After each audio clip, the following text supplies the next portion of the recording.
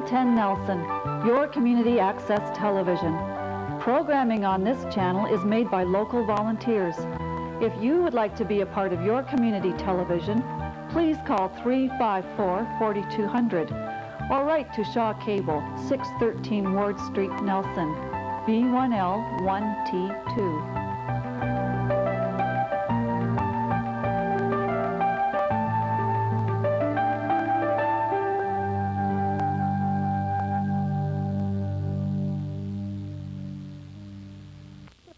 On top of Old Smoky, where the logging trucks go, there once was a forest that we used to know. Hi, this is Prashant Ziskind. We're out in Bonnington today, where a group of householders are protesting a logging effort that appears to be happening in their own backyard. We're out here to get some perspective on the situation, and so I'm going to talk to the folks who are out here blocking the skidding equipment, etc. Let's see who we've got with us today. Hi, I was told you were kind of the spokesperson here. And who are you? Steve Geller is my name. Steve Geller. Hi, Steve. Can you just tell us a little bit about why you're out here? Well, we have a gentleman by the name of Mr. Weed who purchased about 300 acres of land that lies or completely surrounds our water system, village water system. That system is owned by the Regional District of Central Kootenai, and it serves roughly 200 people. We've been advised by representatives of the owner that they intend to take about 800 logging truckloads of timber out of there in a year or less. And how would that affect you all? well, based on our knowledge of our own water system, we figure that it is extremely risky to even begin to log that watershed without very, very careful planning. What might happen to the watershed if it were logged in the manner that the owner wishes to do it? Well, without getting into technical details, which I'm not qualified to, the potential for the system being destroyed as a domestic source of domestic water is real as far as we're concerned. The potential is there for that. Does the person who owns the land, are they a local resident? No, they're from, our understanding is that he's an owner of a trucking company named Hunter Line, which in turn is, through its officers, has interests in many sawmills, and his home base is Salmon Arm. That's our understanding, anyway. So this isn't a piece of property on which he has a home? Not at all. And I'm really glad you asked that question, because the idea that put forward by this gentleman to us when, on the rare occasion when we managed to speak to him, was that it's private land and he's free to do as he wishes. And using the term private land in the same way for somebody who's purchased it for no other purpose than to log it, which is the case here, and me that owns 50 acres and decides to cut a few trees off of my private land, is not quite the same story, but it's treated as if it was. So BC law presently makes no differentiation between those two situations? Not that anybody knows about, not that I've ever heard. Private land is private land, period. And it's totally unregulated as of now.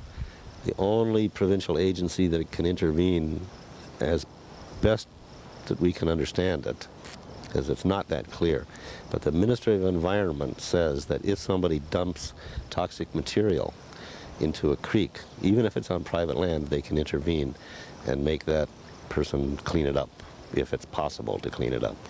Have you been in touch with the Ministry of the Environment yet? Yes, we have. And they've toured the site, or a portion of the site. I see. And have you gotten any response from them as yet?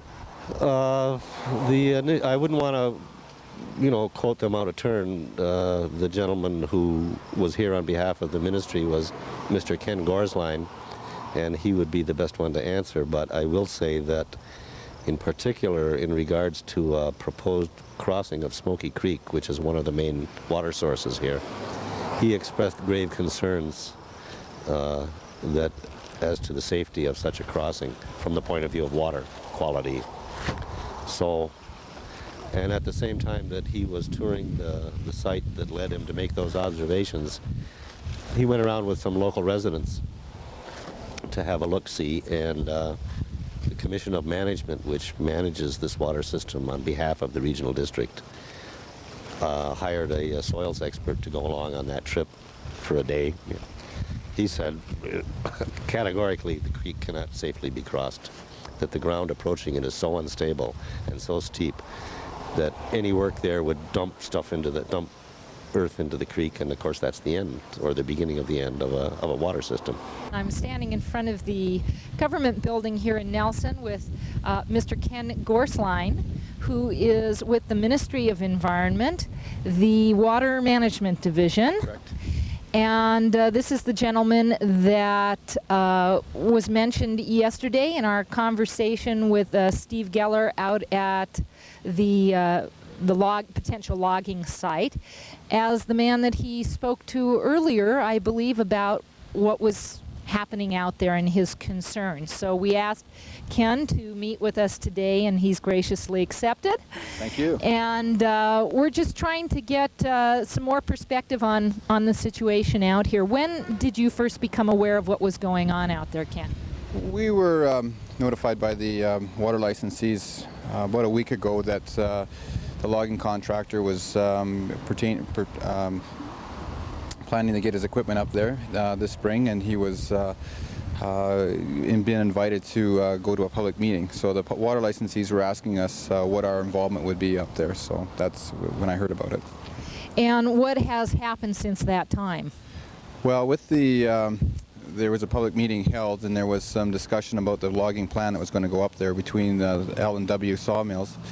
After that, we were invited to partake in a field inspection with the forest manager, Brian Matherson of L&W, and we went out there with a number of water licensees on Monday of this week, and we did a very in-depth review of the property, keying on the issue of water quality, where the logging was going to take place, and where the water systems were, the water lines and that. So getting an idea of what was up there. Okay, have you had any opportunity to talk directly to the owner himself? No, I haven't made any attempt at this time. I understand that he's in the area at this time, though, due to what's taking place out there. I see. Okay. So to summarize for us from your perspective, what have you heard as the concerns being expressed, and do they feel legitimate to you or spurious at this point? Well, as with any logging activity in watersheds, there's a lot of concerns, and why we're getting more and more involved is the issue of the water quality, water quantity. So the water resource, it's a licensed water supply up there. It supplies the community of South Slocan with their majority of the water, that being Smoky Creek. There are a number of small springs also being utilized. I'm aware of the concern of visual quality and access through the community. Again, our branch of the Ministry of Environment is primarily concerned with the water quality issue up there. So that's why we've been involved, and will continue to be involved. Okay, so you went up and you made a preliminary survey of the area, and what did you find? Well, with the issue of private land logging, the landowner has the opportunity to develop his property reasonably. Ministry of Environment has a role to ensure protection of the water quality and quantity. So what we found up there, we discussed with the landowner's representative, Mr. Matherson, how we would plan to deal with the logging, where the skid trails are going to be. And what we found up there is that there's an existing road, which is a positive benefit because there's not too much new road construction. And there are some very safe areas that you could harvest up there, but there are some areas that aren't so safe with respect to water quality. We heard yesterday that apparently there was a study done recently funded by the government, which essentially designated that area as extremely sensitive and that logging should be skipped. Are you aware of this particular study?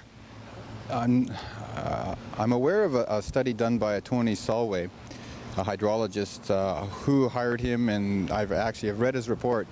I'm not aware of any government study that's identified that area as being, as you say, skip. What, after having read that report, what were your feelings about it initially?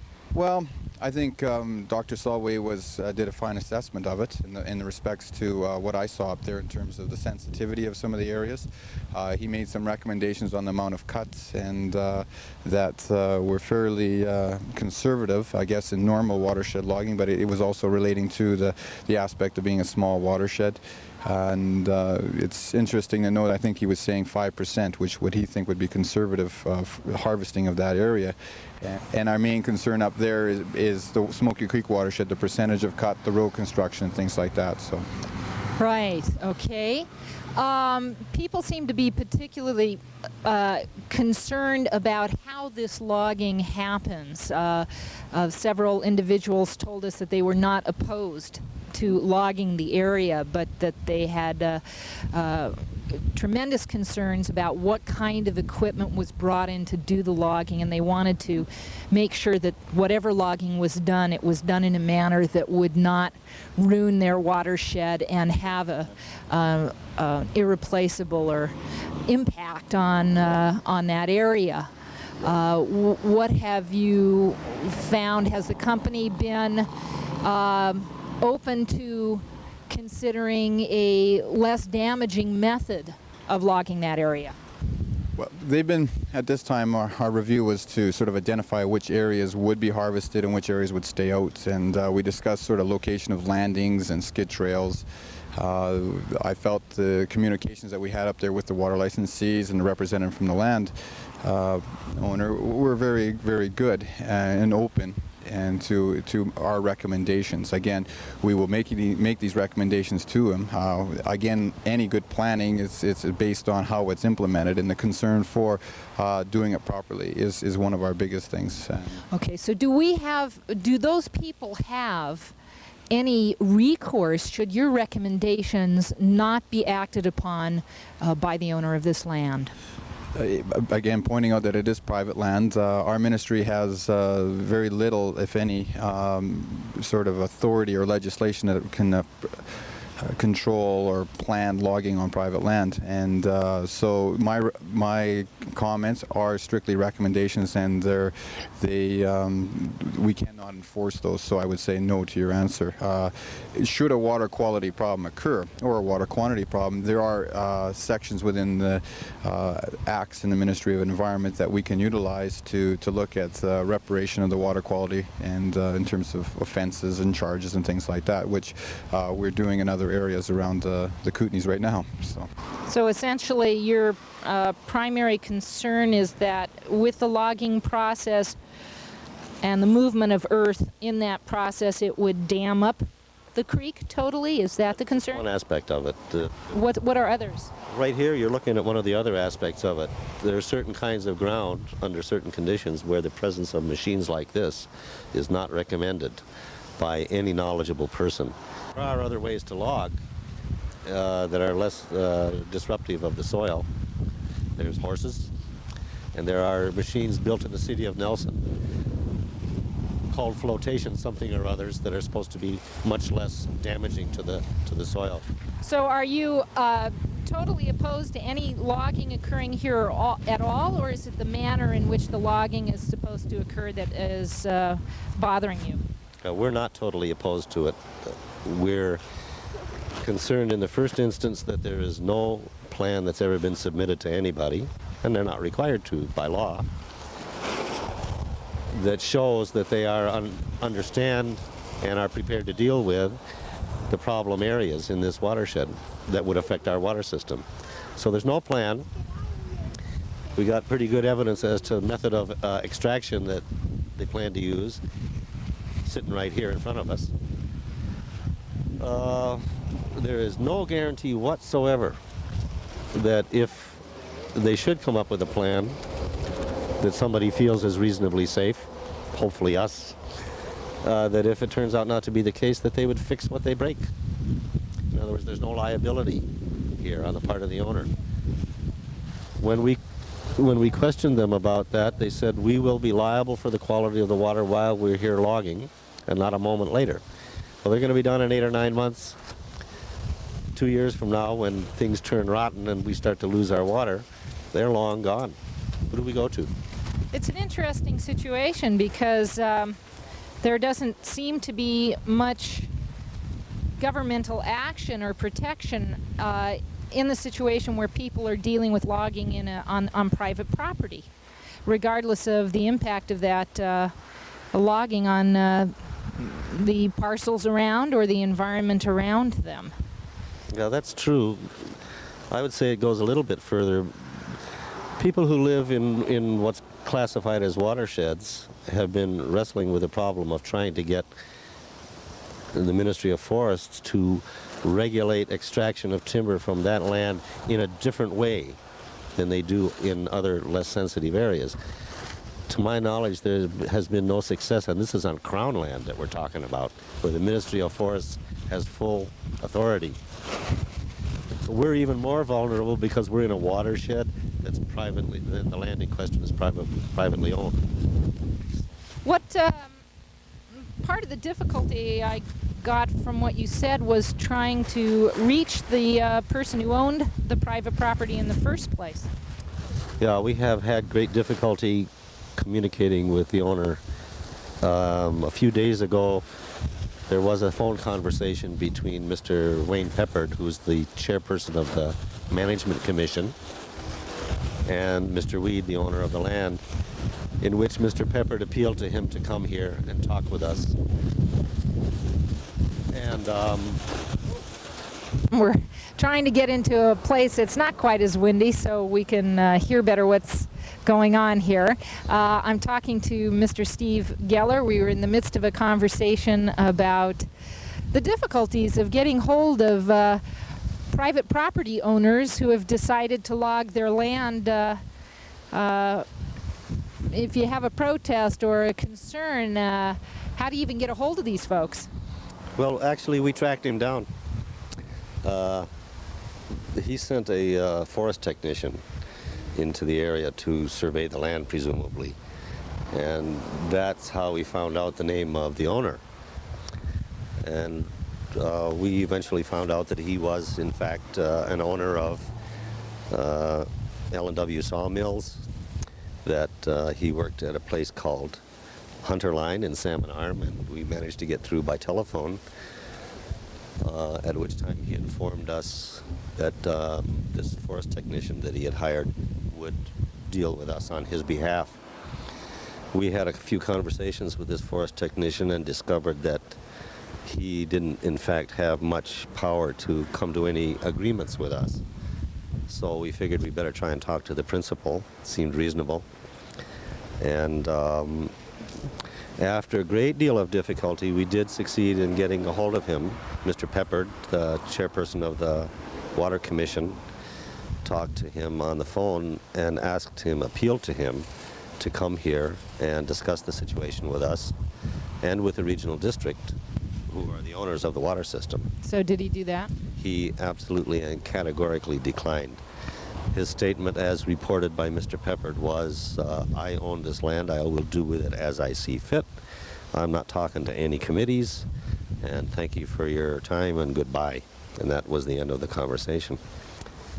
I've heard that since then there's been some sort of injunction placed upon the logging effort here. Could you comment on that or explain that to us? Sure.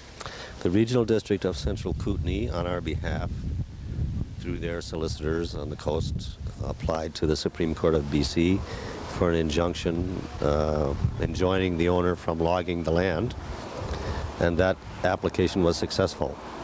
The injunction has been granted.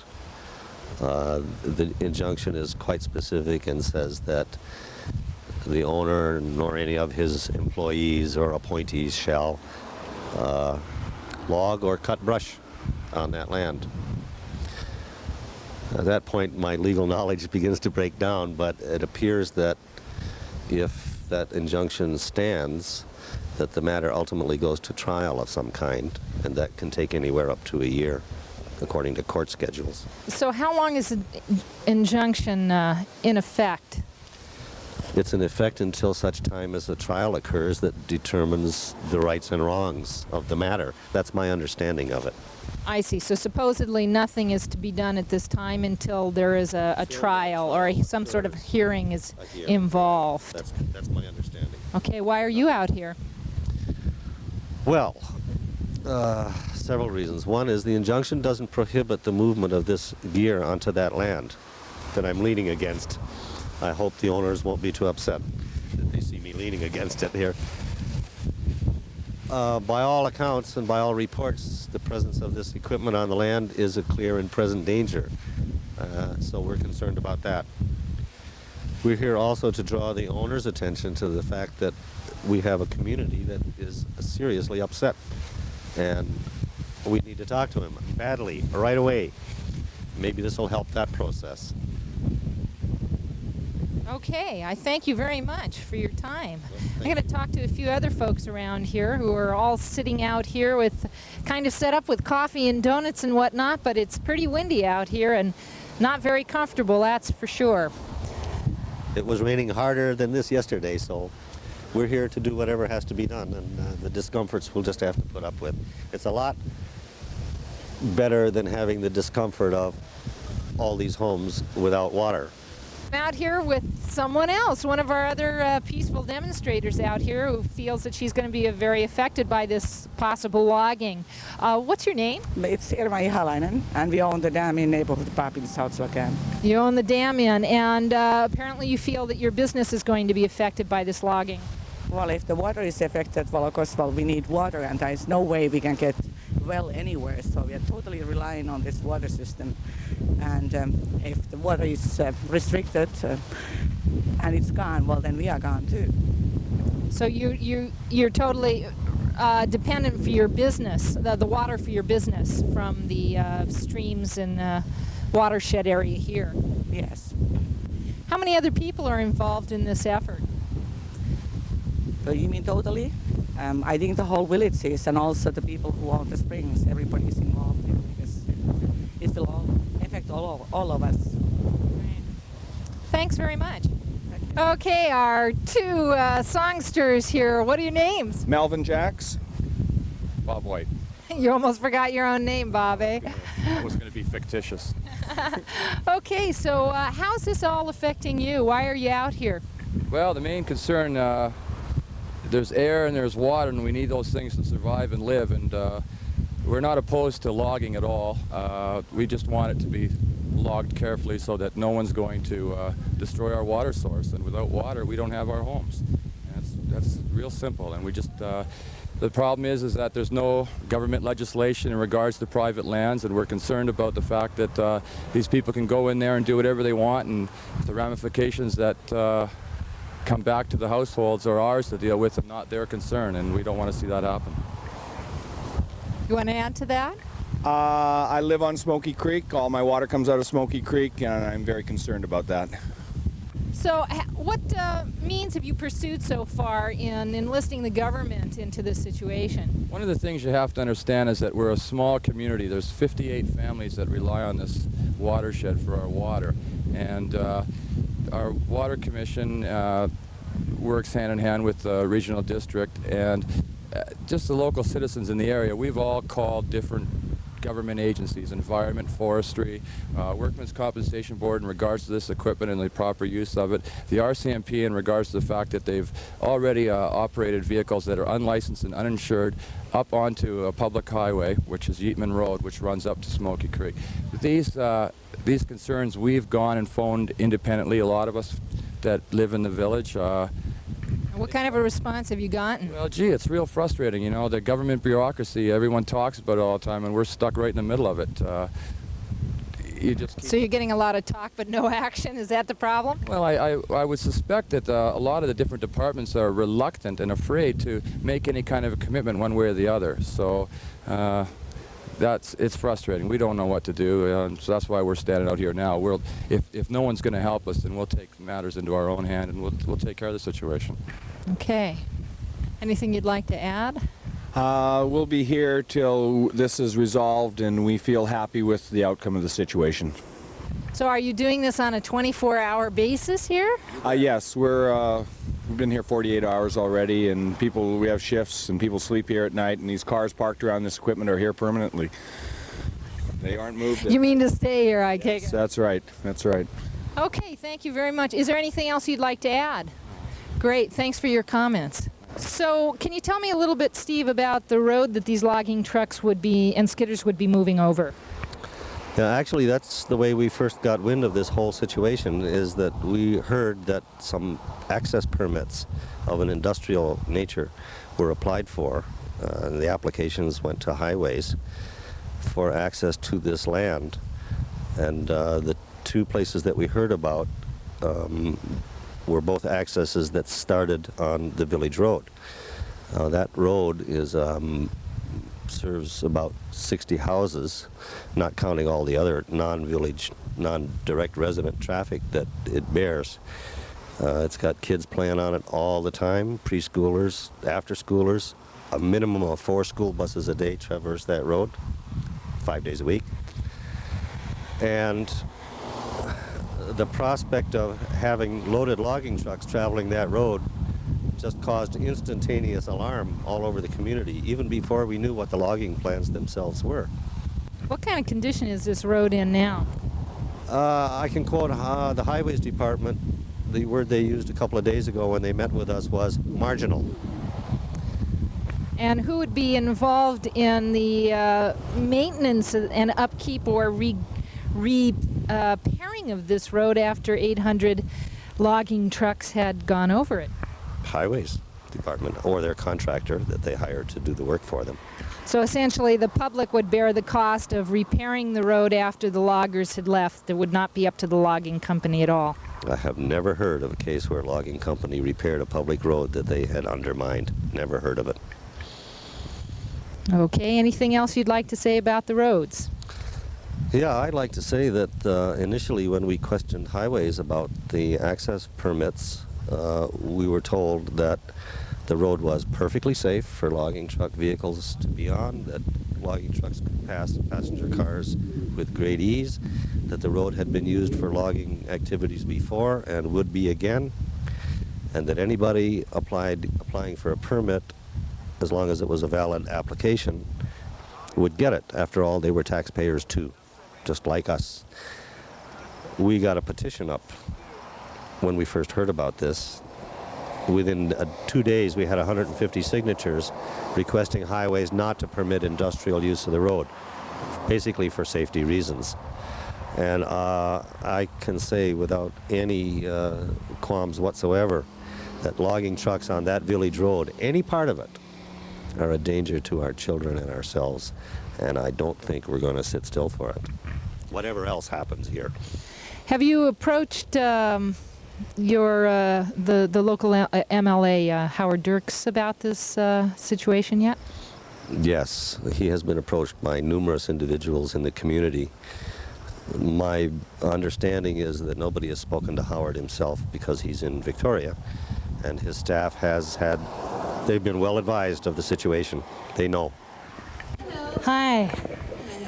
Yes, I'm Prashant Ziskind from Cable 10. This is Michael Merrick from Cable 10. We were just out interviewing the folks who are blockading the logging efforts over in Bonnington area. And I realize that Howard isn't here at the moment, and he'll be back a little later. But we wondered whether his office could make any statement or had any position at this point about that situation that's developing out there. Interesting. I don't really. No, I'm sorry.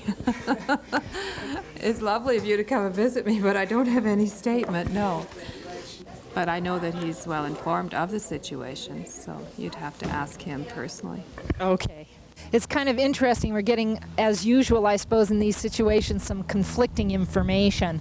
Yesterday we were told by some of the people out there that on the 2 occasions when they had managed to get hold of the owner, which had been very difficult for them to do, that essentially they had been told by him that in so many words it was his property to do with as he liked, and he wasn't going to talk to anybody, and thanks very much and stay out of my business. So now you're saying that his representative seems very approachable, and I don't know how to react to that. Yeah, well, it's I guess that's my observation, and I haven't talked to the landowners or whoever they may be, and but the representative is, having the opportunity to go out even ahead of time on private land is a very big plus for us. The identification of the water systems, the right to have the water licensees up there, and to provide opportunities to comment is the best way to solve some of these things.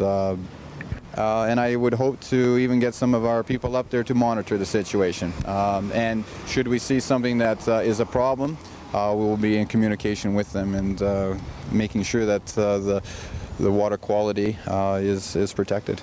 So monitoring would be an appropriate response for your department in this situation? We find, yeah, getting up there would be, yeah. And anything else subsequent to monitoring, yeah.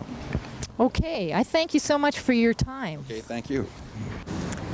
So that seems to be the situation at the moment. It's Thursday, June 7th, and people out in Bonnington seem to be there, willing to be there as long as it takes.